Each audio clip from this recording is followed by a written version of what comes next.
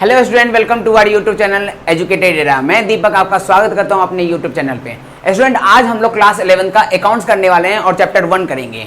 Chapter 1 है हमारा introduction to accounting. Accounting क्या होता है, बिजनेस में क्या रोल प्ले करता है और कितना इंपॉर्टेंट है, आज वो सारी बातें हम लोग करने वाले हैं। देखिए, सपोज कोई एक मिस्टर एक्स है, उन्होंने कोई बिजनेस स्टार्ट करा है। क्लियर है बातें? अब एक महीने के बाद या एक साल के बाद, एक पीरियड के बाद मिस्टर एक्स ये जानना चाहते हैं कि हमारे बिजनेस में, जो हम बिजनेस रन कर रहे हैं, उस बिजनेस में कितना प्रॉफिट अर्न करा है, कितना लॉस हो गया है, या हमारे बिजनेस की कितनी लायबिलिटी है। लायबिलिटी का मतलब होता है लोन, कर्ज, है ना। कितनी लायबिलिटी हो गई है, कितना एसेट्स हो गया है, या फिर उनके कितने इनकम है बिजनेस के, या कितने एक्सपेंसेस हैं, ये सभी वो जानना चाहते हैं। क्लियर है बातें? अब ये एक बिजनेस के सभी इंफॉर्मेशन का वो पता लगाना चाहते हैं, तो ये सभी बिजनेस का ये जो इंफॉर्मेशन है आपका, ये सारा इंफॉर्मेशन उनको अकाउंटिंग से मिलता है ना। तो अब आप समझ पा रहे होंगे, अकाउंटिंग एक बिजनेस में बहुत ज्यादा इंपॉर्टेंट रोल प्ले करता है। बात समझ में आ रहा है? अच्छा, अब अकाउंटिंग का डेफिनेशन क्या है, इसे समझाने के लिए मैं आपको अकाउंटिंग प्रोसेस समझाता हूं कि क्या होता है अकाउंटिंग प्रोसेस। अगर मैं प्रोसेस में नंबर 1 की बात करूं तो identification of business transactions and events होते हैं। बिजनेस ट्रांजैक्शंस का मतलब क्या होता है? बिजनेस किसी भी चीजों में डील करती है ना, लेन देन, जिसे उसे मॉनेटरी ट्रांजैक्शंस होते हैं, पैसे मिलते हैं और वो गुड्स या सर्विस बेचती है। तो इन सब चीजों को, इस कंसिडरेशन को हम ट्रांजैक्शंस कहते हैं। तो आपको सबसे पहले ये पहचानना है कि बिजनेस में कौन सा बिजनेस ट्रांजैक्शंस है। लेट एज्यूम, मैं आपको एक एग्जांपल से समझाता हूं। मान लेता हूं एक बिजनेस है, उन्होंने कुछ ट्रांजैक्शंस करे हैं, है ना। बिजनेस में बहुत सारे ट्रांजैक्शंस हो सकते हैं। 2 ट्रांजैक्शंस है यहाँ पे। एक गुड्स परचेज, जो बिजनेस के लिए गुड्स परचेज किया गया है, और दूसरा जो ऑनर है बिजनेस का, उन्होंने अपने घर का टेलीफोन बिल पे करा है। ठीक है, यहां पे मैंने 2 ट्रांजैक्शंस का एग्जांपल लिया है। क्या? एक तो गुड्स परचेज हुआ है और दूसरा घर का टेलीफोन बिल पे किया है। तो सबसे पहले आपको आइडेंटिफाई करना है, यहां पे सबसे पहले पहचानना है कि सभी ट्रांजैक्शन में से कौन सा ट्रांजैक्शंस आपका बिजनेस ट्रांजैक्शंस है। आपको सबसे पहले ये पहचानना है कि कौन सा ट्रांजैक्शंस हमारा जो है ट्रांजैक्शंस बिजनेस ट्रांजैक्शंस है। तो यस, आप समझ पा रहे होंगे कि जो ट्रांजैक्शन बिजनेस के लिए किया गया है, वही सारा ट्रांजैक्शन हमारा बिजनेस ट्रांजैक्शंस है, और जो ट्रांजैक्शन बिजनेस के लिए नहीं हुआ है, वो हमारा बिजनेस ट्रांजैक्शंस नहीं है। तो इसका मतलब क्या हुआ, जो बिजनेस का ट्रांजैक्शंस होगा वही हम बिजनेस के बुक में रिकॉर्ड करेंगे, जो बिजनेस ट्रांजैक्शंस नहीं है वो हम बिजनेस के बुक में रिकॉर्ड नहीं करेंगे। मतलब समझ में आया? तो अकाउंटिंग का सबसे फर्स्ट प्रोसेस ये था कि हम बिजनेस के सभी ट्रांजैक्शंस में से वो ट्रांजैक्शंस का पहचान करना जो बिजनेस का ही ट्रांजैक्शंस हो। क्लियर है बातें? अब हम लोग सेकंड ट्रांजैक्शंस की बात करेंगे। तो सेकंड हमारा प्रोसेस होगा मेजरमेंट ऑफ आइडेंटिफाइड ट्रांजैक्शंस। अच्छा, हमने फर्स्ट प्रोसेस में क्या करा, बिजनेस के ट्रांजैक्शंस को मैंने पहचाना, आइडेंटिफाइड करा। हमने ये देखा कि जो गुड्स परचेज किया है वो हमारा बिजनेस ट्रांजैक्शंस है।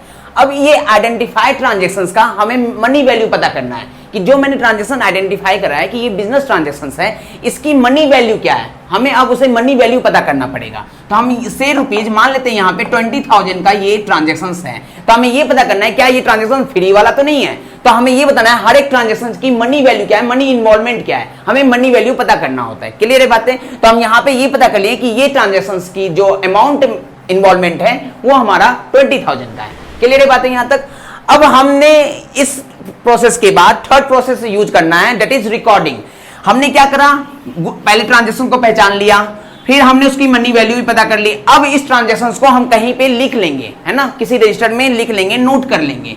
तो जिस रजिस्टर में बिजनेस सबसे पहले लिखती है कि हमने गुड्स परचेज करा है, गुड्स हम परचेज कर लिया ₹20,000 का, उस रजिस्टर को हम कहते हैं जर्नल। आप बहुत आगे अभी पढ़ोगे, पूरे अकाउंट में इस बुक को हम जर्नल के नाम से जानते हैं। बात समझ में आ रहा है? तो हमने सबसे पहले क्या करा, आइडेंटिफाइड करा, फिर इस आइडेंटिफाइड ट्रांजैक्शन को हमने मनी वैल्यू में देख लिया। अब इस मनी वैल्यू में देखने के बाद एक रजिस्टर में नोट कर लिया, रिकॉर्ड कर लिया, दैट इज हमने उस रजिस्टर को बोला जर्नल। बात समझ में आ रहा है? क्लियर है? तो अब तक अकाउंटिंग के हमने 3 प्रोसेस कंप्लीट कर लिए। एक आइडेंटिफाइड कर लिया, दूसरा मनी वैल्यू कर लिया, और तीसरा उस ट्रांजैक्शंस को फिर हमने बुक के रजिस्टर पे नोट कर लिया, और उस रजिस्टर को हम कहते हैं जर्नल। बात समझ में आ रहा है? क्लियर है यहां तक? ओके। फोर्थ स्टेप से हमारा होगा क्लासिफिकेशन। हमने सबसे पहले आइडेंटिफाई करा, सेकेंड में मनी वैल्यू करा, और थर्ड में रिकॉर्डिंग कर लिया। अब हमारा फोर्थ स्टेप्स जो आएगा अकाउंटिंग का, क्लासिफिकेशन। हमने जो जर्नल करा था, जर्नल में सभी ट्रांजैक्शंस को रिकॉर्ड कर लिया। क्लियर है? जितने भी बिजनेस के ट्रांजैक्शंस हुए, चाहे वो परचेज का, सेल का, एक्सपेंसेज, प्रॉफिट, लॉस, जितने टाइप के ट्रांजैक्शंस हैं मैंने इस रजिस्टर में नोट कर लिया। यही बताया था मैंने। अब मैं इस ट्रांजेक्शन से अलग अलग करूंगा, जैसे कि आपको मैं समझाऊं। फॉर द एग्जांपल, ये रजिस्टर मैंने परचेज का बनाया, ये रजिस्टर मैंने सेल का बनाया, तो इसमें जितने भी परचेज के ट्रांजेक्शन हुए हैं, सारे परचेज के ट्रांजेक्शन मैं यहां पे नोट कर लेने वाला हूं। अब मैं यहां पे जितने भी परचेज के ट्रांजेक्शन हैं, मैं सब इसमें नोट कर लूंगा। परचेज परचेज परचेज, सारे इस रजिस्टर पे परचेज के ट्रांजेक्शन मैंने अलग नोट कर लिया।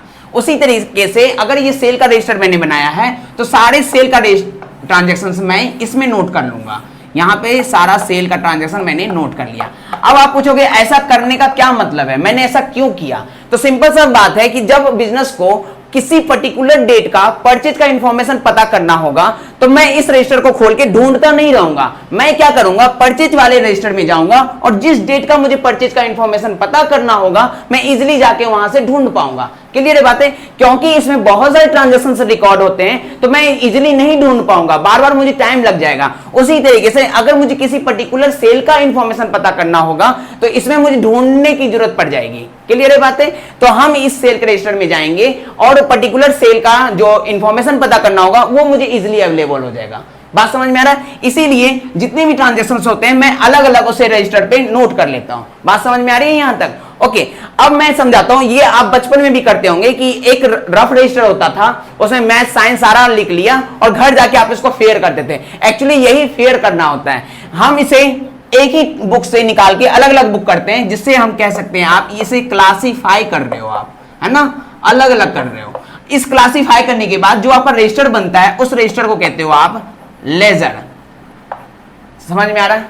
क्लियर है बातें? यानी क्लासिफिकेशन किस रजिस्टर पे होता है? लेजर रजिस्टर पे होता है। यहां पे लेजर का मतलब क्या है?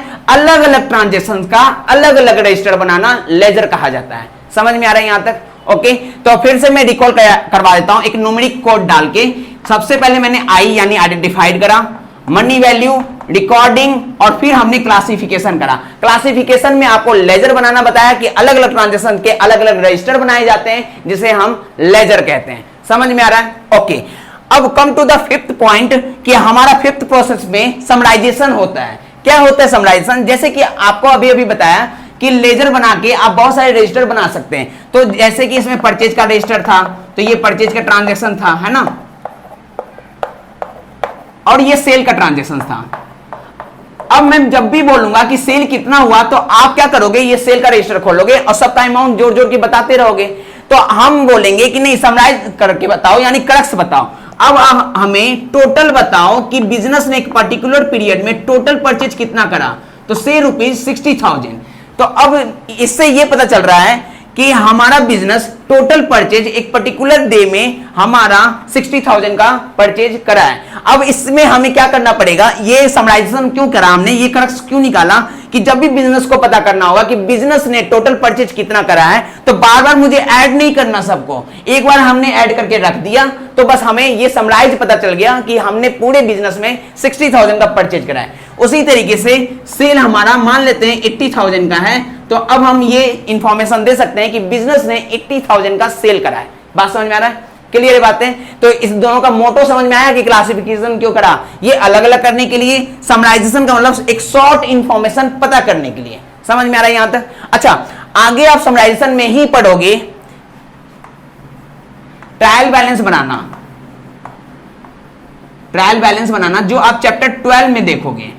नेक्स्ट आप balance sheet, trading and PNL account बनाना देखोगे, ट्रेडिंग एंड पीएनएल अकाउंट बनाना भी सीखोगे, जो आप चैप्टर 17 या 18 में भी देखोगे। और तीसरा बात सीखोगे इसी में, बैलेंस शीट बनाना, जो आप चैप्टर 17 और 18 में देखोगे। ये सब समराइजेशन का ही पार्ट होता है। समझ में आ रहा है यहां तक? क्लियर है? तो ये आगे हम तीनों पॉइंट बहुत डिटेल में आगे की क्लास में डिस्कस करेंगे। फॉर द टाइमिंग आप इतना समझिए कि सभी ट्रांजैक्शन का लेजर बनाने के बाद हम उसको समराइज करते हैं, एक क्रक्स निकालते हैं कि शॉर्ट इंफॉर्मेशन में आप ये बताइए कि इस ट्रांजैक्शन की टोटल वैल्यू कितनी है। बात समझ में आ रहा है यहां तक? ओके, देखिए सिक्स्थ पॉइंट है हमारा एनालाइजिंग और इंटरप्रिटेशन। एनालाइजिंग और इंटरप्रिटेशन क्या होता है?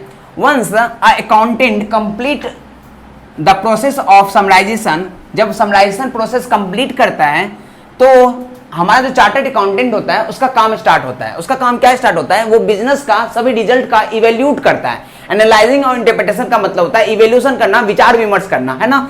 वो ये भी विचार करता है कि जो रिजल्ट तैयार हुआ है समराइजेशन के बाद, जो ट्रायल बैलेंस बनाना पड़ता है, ट्रेडिंग एंड पीएनएल अकाउंट बनाना पड़ता है, मैंने बताया था अभी समराइजेशन में होता है ये। तो उस प्रोसेस के बाद चार्टर्ड अकाउंटेंट ये सोचता है कि हमारा जो बिजनेस में प्रॉफिट हुआ है वो कैसा हुआ है, पिछले साल से ज्यादा हुआ है या कम हुआ है, वो इस पे इवैल्यूएशन करता है, या लॉस कितना हुआ है, आगे होने का क्या चांसेस है, ये सारा विचार विमर्श करता है, जिसपे आप बहुत सारा चैप्टर है जो आगे आप डिटेल में सीखोगे। एसेट्स कितना है, लायबिलिटीज कितना है, ये सारा पता करता है, इवैल्यूएशन करता है बिजनेस के बारे में, समझ में आ रहा है। तो एक रिपोर्ट तैयार करता है चार्टर्ड अकाउंटेंट, इस सारे चीजों पे रिजल्ट बना के एक रिपोर्ट तैयार करता है, क्लियर बात है। और ये रिपोर्ट बोर्ड ऑफ मीटिंग यानी ऑनर जो बिजनेस के हैं या बोर्ड ऑफ डायरेक्टर हैं उसे ये रिपोर्ट जाके दे देता है। 7th पॉइंट में कम्युनिकेटिंग टू यूजर्स, जो रिपोर्ट वो बना उस रिपोर्ट में बिजनेस के सभी इंफॉर्मेशन नोट डाउन होते हैं, क्लियर बातें। बिजनेस के सभी इंफॉर्मेशन का मतलब क्या है, बिजनेस का क्या प्रॉफिट स्टेटस है, क्या लॉस स्टेटस है, क्या एसेट्स है यानी कितनी प्रॉपर्टी है बिजनेस के नाम पे, कितना बिजनेस ग्रो कर रहा है, या बिजनेस की कितनी लायबिलिटीज है, बिजनेस कितना कर्ज में है, वो सारा इंफॉर्मेशन उस रिपोर्ट में इन किया रहता है, क्लियर है बातें। और ये चार्टर्ड अकाउंटेंट जो होते हैं उनके द्वारा बनाया जाता है, क्लियर है। अच्छा, ये जो बिजनेस इंफॉर्मेशन है उसे हम यूजर को कन्वे कर देते हैं, कम्युनिकेट कर देते हैं। यूजर को क्यों करते हैं उसको मैं एक एग्जांपल समझाता हूं। मान लेते हैं हमें किसी स्कूल में एडमिशन चाहिए, है ना, तो क्या लगता है आंख बंद करके मैं एडमिशन ले लेता हूं? नहीं, पहले मैं उस स्कूल में जाता हूं, वहां का प्रोस्पेक्टस जो होता है उसे मैं खरीदता हूं और मैं स्कूल के बारे में पूरा पढ़ता हूं, स्कूल कब बना, स्कूल का क्या परफॉर्मेंस है, क्या रिजल्ट दे रहा है, ये सारा पढ़ते हैं ना। उसी तरीके से जो इन्वेस्टर होते हैं हमारा, जिनका इंटरेस्ट हमारे बिजनेस में होता है, वो हमारा पूरा बिजनेस इंफॉर्मेशन पढ़ते हैं। बात समझ में आ रहा है? क्यों? क्योंकि वो जो हमारे बिजनेस में इन्वेस्ट कर रहे हैं या बिजनेस में इंटरेस्ट ले रहे हैं, उन्हें हमारे बिजनेस का पूरा पता या पूरा नॉलेज होना बहुत ही जरूरी है। इसीलिए ये बिजनेस इंफॉर्मेशन हम अपने यूजर को कन्वे कर देते हैं ताकि वो हमारे बिजनेस के बारे में सब कुछ जाने और बिजनेस के साथ वो डील करें। जैसे कि एक एग्जांपल और समझाता हूं मैं, हम बैंक के पास जाते हैं लोन लेने के लिए, क्लियर है।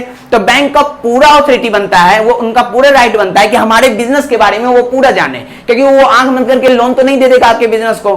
तो वो जानना चाहेंगे कि आपके बिजनेस क्या प्रॉफिट कमाती है आज की डेट में, क्या एसेट्स है उनका, क्या बिजनेस का लायबिलिटीज है, ये सारा जानने के बाद, इसका मतलब वो बिजनेस का इंफॉर्मेशन जानने के बाद ही वो लोन अप्रूव्ड करेंगे। बात समझ में आ रहा है? तो जो भी आपके बिजनेस में इंटरेस्ट ले रहे हैं, जो बिजनेस के साथ डील करना चाहते हैं, वो आपके यूजर कहे जाते हैं। और आप जो बिजनेस इंफॉर्मेशन बनाते हो, जो प्रोस्पेक्टस बनाते हो, वो आप यूजर के साथ साझा करते हो, डील करते हो, कन्वे करते हो। बात समझ में आ रहा है यहां तक?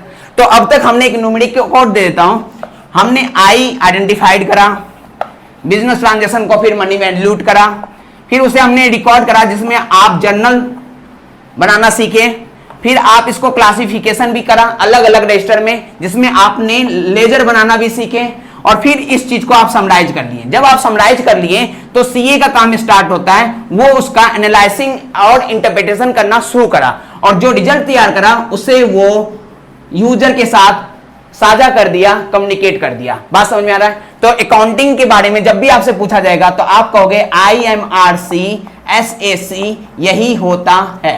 बात समझ में आ रहा है? ये एक न्यूमेरिक कोड है, आप इसे याद कर सकते हैं। बात समझ में आ रहा है? अब मैं आपको अकाउंटिंग का डेफिनेशन क्या है और उसी के अंदर ये 7th प्रोसेस इन्वॉल्व है उसके डेफिनेशन में, ये मैं आपको अभी समझाऊंगा, प्रूव करके दिखाऊंगा। देखिए, अब तक हमने अकाउंटिंग के 7th प्रोसेस कंप्लीट करा है। मैं 1 मिनट में रिकॉल करता हूं और फिर मैं समझाता हूं उसे कहां कहां पुट कर सकते हैं। IMRC SAC, ये मैंने अभी आपको न्यूमेरिक कोड बताया जिसमें अकाउंटिंग के 7 प्रोसेस इन्वॉल्वमेंट है। जब भी आपको क्वेश्चन में प्रोसेस ऑफ अकाउंटिंग पूछा जाए, या एट्रीब्यूट्स ऑफ अकाउंटिंग पूछा जाए, या फिर कैरेक्टरिस्टिक्स ऑफ अकाउंटिंग पूछा जाए, सबका सवाल का जवाब यही 7 प्रोसेस आपका होगा IMRC SAC। अब मैं आपको समझाता हूं अकाउंटिंग का मतलब क्या होता है। देखिए, अगर मैं पहले आपको समझाता कि अकाउंटिंग का डेफिनेशन क्या होता है तो इसमें बहुत सारे एक टेक्निकल टर्म है जो आपको स्टार्टिंग में समझ में नहीं आता, बट अब आएगा आपको समझ में। कैसे समझाता हूं। अकाउंटिंग इज द आर्ट, ये एक कला है, आर्ट ऑफ रिकॉर्डिंग, रिकॉर्ड करने की, क्लासिफाइंग, क्लासिफिकेशन करने का, और समराइजिंग यानी समराइजेशन करने का एक कला है। इन अ सिग्निफिकेंट मैनर, बहुत अच्छे तरीके से आप इसे करें। In terms of money, money के वैल्यू में, okay, transactions and events which are in part of at least financial character and interpreting the thereof. इसका मतलब क्या है, ध्यान समझ लिया कि जो अभी तक हमने 7th प्रोसेस करा है वो सारा का सारा इनके डेफिनेशन में ही इन्वॉल्व है ना। अगर मैं ये प्रोसेस नहीं समझाता तो आपको ये बिल्कुल समझ में नहीं आएगा। अब मैं समझाता हूं क्या कह रहा है। ये कह रहा है कि एटलीस्ट जो मैंने आपको समझाया आइडेंटिफिकेशन है, तो ये वही कह रहा है कि जो भी ट्रांजैक्शंस एंड इवेंट्स हैं वो एटलीस्ट फाइनेंशियल करेक्टर होना चाहिए, यानी बिजनेस करेक्टर होना चाहिए। क्लियर है? तो हमने ये पढ़ा दिया आपको।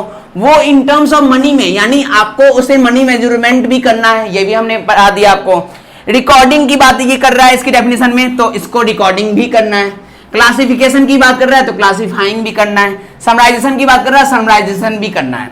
यहां पे लास्ट में कह रहा है कि जो रिजल्ट आएगा उसका इंटरप्रिटेशन भी करना है। तो इंटरप्रिटेशन और एनालाइजिंग इसमें हमने सिखा दिया आपको। और जब इतनी काम हो जाएगा तो आपका बिजनेस का प्रोफाइल तैयार हो जाएगा, बिजनेस प्रोस्पेक्टस तैयार हो जाएगा, तो आप उसे कम्युनिकेट कर देंगे एंड यूजर को। क्लियर है बातें? तो यही जो 7th प्रोसेस है, यही अकाउंटिंग अपने आप में डेफिनेशन में कह रहा होता है। अगर मैं अभी आपको डेफिनेशन डायरेक्ट बताता तो आपको 7th प्रोसेस क्योंकि पता नहीं था तो ये समझ में ही नहीं आता कि रिकॉर्डिंग किसका करना है, क्लासिफिकेशन किसका करना है, समराइजेशन किसका करना है, ये आपको बिल्कुल समझ नहीं आता। बट अब आपको क्लियर समझ में आ रहा होगा कि समराइजेशन का मतलब यहां क्या होता है, क्लासिफिकेशन का मतलब क्या होता है और रिकॉर्डिंग का मतलब क्या होता है। समझ पा रहे हैं आप? तो आज हमने क्या क्या सीखा कि अकाउंटिंग क्या होता है, बिजनेस में अकाउंटिंग क्या रोल प्ले करता है। अगर आपको इन सब ये पॉइंट में अगर कहीं भी आपको कोई दिक्कत लग रहा हो तो आप कमेंट बॉक्स में जरूर करेंगे कि सर ये पॉइंट छूट गया और या फिर ये पॉइंट हमें समझ में नहीं आया, तो मैं नेक्स्ट वीडियो को स्टार्ट करने से पहले उसको हम जरूर दोबारा डिटेल में बात कर लेंगे। और दूसरा, अगर आपको ये वीडियो समझ में आ रहा है, अच्छा लग रहा है, तो अपने दोस्तों के साथ शेयर करें और हमारे चैनल को सब्सक्राइब करें और बेल आइकन को जरूर दबाएं ताकि नेक्स्ट वीडियो जो हमारा आएगा आपको सीधा नोटिफिकेशन मिल जाएगा करेगा। आपको मैं एक बात और सब बता दूं, जो क्लास 11th के ये अकाउंट्स हैं इसके फुल सिलेबस इस चैनल पे मिलते रहेंगे, तो सब्सक्राइब करके रखें और पूरा डिटेल आपको ऑनलाइन यहां पे मैं आपको प्रोवाइड करता रहूंगा। Thank you so much.